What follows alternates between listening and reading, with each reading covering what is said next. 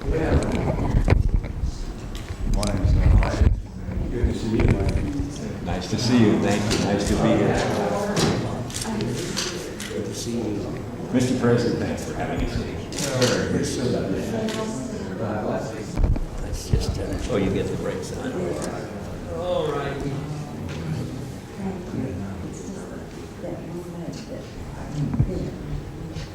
Oh, good. Good, please. Now, can you move it as Sure. close to as you can? We'll both over, Mr. President. We'll both over around. Yes.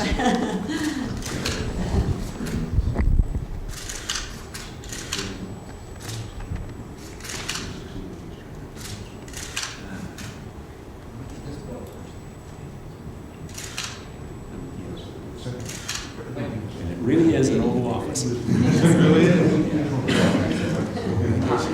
All right. Do you want to take your back? Am I good? Good, thank you. Sure. All right, Mr. Vice President. Well, thank you. Thank you, Joan. Vice President.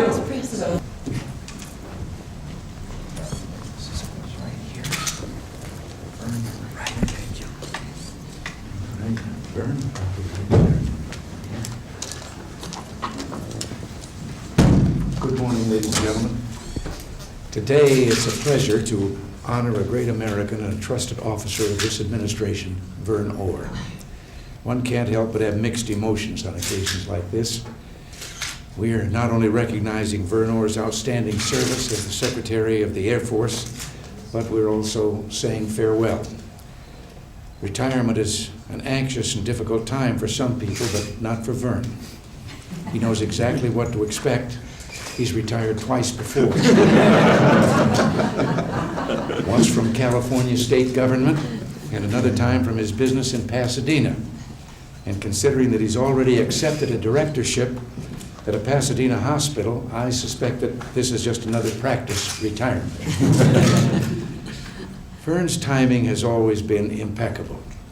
As soon as congressional lethargy over the budget threatened the Social Security Trust Fund, he decided it was time to retire. Well, we're sorry Verne and Joan are leaving. And of course, you can't feel too badly when you know they're going back to California. Wait till I get my hat.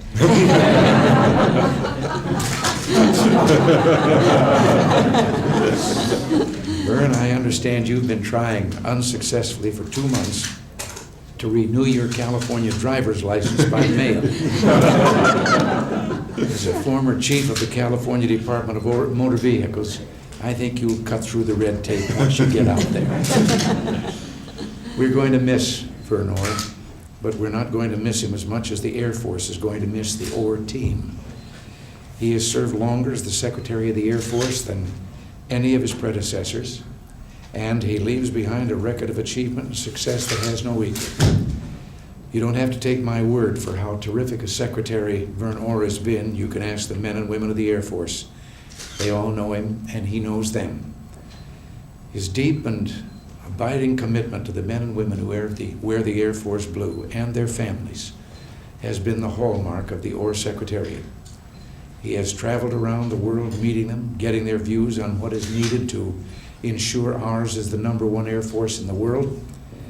He has acted decisively on many of his insights and suggestions, and he solicited from those Air Force men and women in the field. Under Verne's leadership, the Air Force has grown in every measure. It is stronger, it is larger and better equipped, it is better trained and better led, and its ranks are filled with dedicated, capable professionals who know that Verne, this administration, and the American people understand and appreciate the Air Force's contribution to the overall national defense.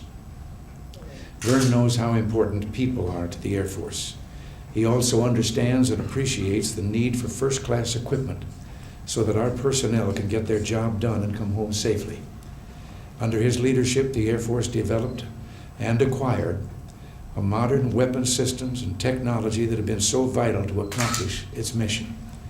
The Air Force inventory today reflects Verne's uncompromising commitment to quality for America's fighting forces. The B-1B bomber, a long overdue addition to our strategic triad, is being delivered ahead of schedule and under cost.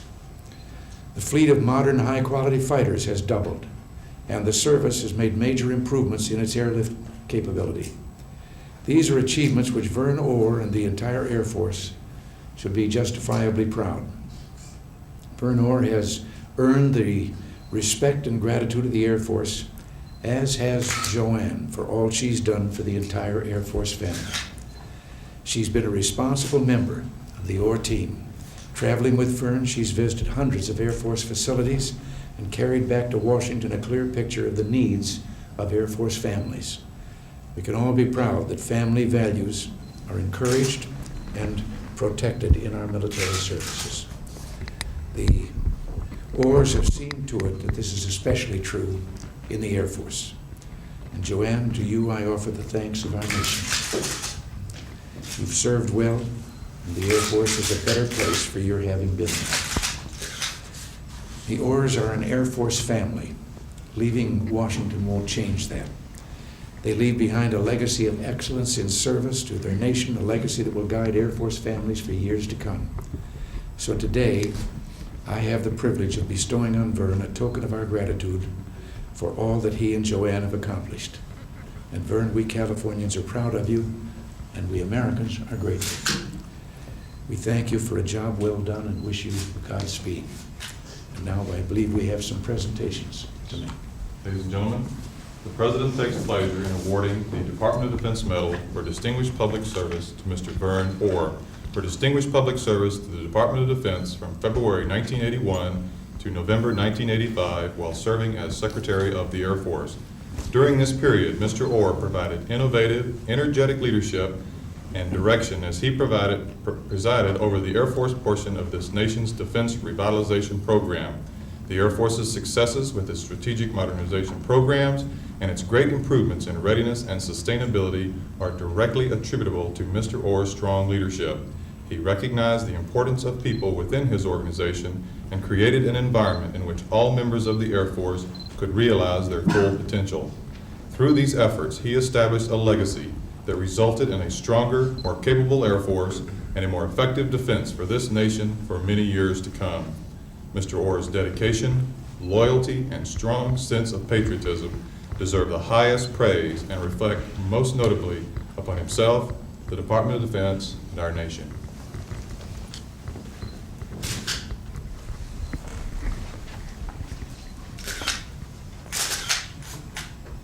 I don't wound you.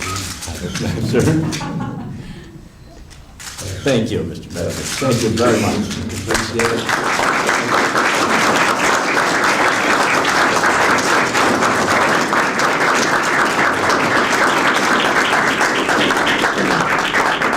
And this is a certificate of appreciation to Joanne Orr. I won't read it because I've already said many of the things that are in it, but we're very proud.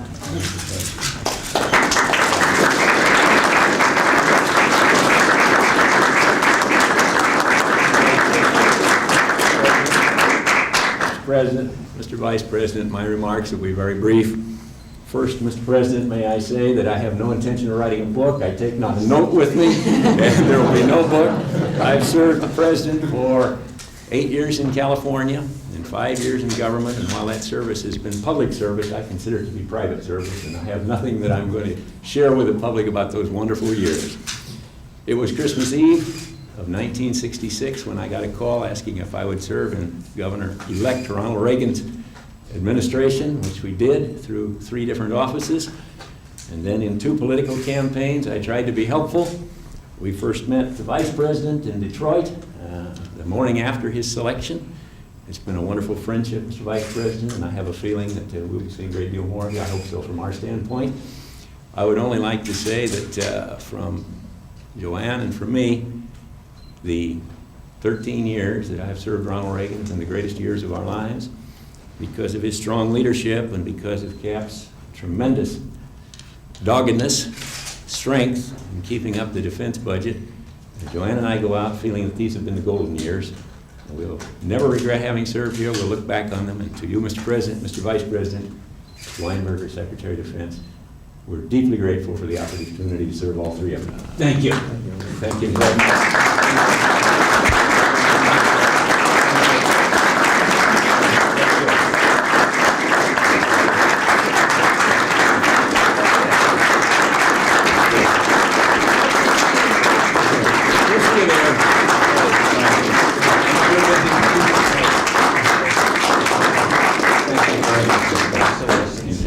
I may have one more job for you. If I ever get around to reinstituting the horse cavalry. All set. I don't even have to make it to bed, it's all ready for everyone. Very well Thank you, done, Mr. my Vice darling, President. and thank you. We'll for be those seeing. kind Good. comments Thank you. too. Hey, Charlie. How are you? Good to see you.